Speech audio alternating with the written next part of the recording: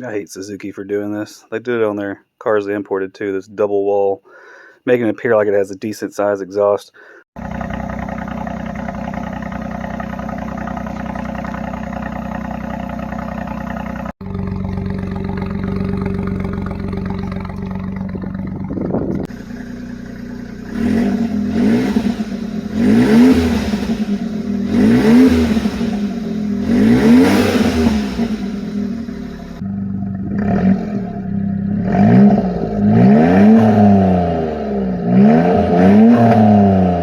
So all I ended up doing actually, I had the factory catback Suzuki Sport Racing exhaust system, 2-inch mandrel bent.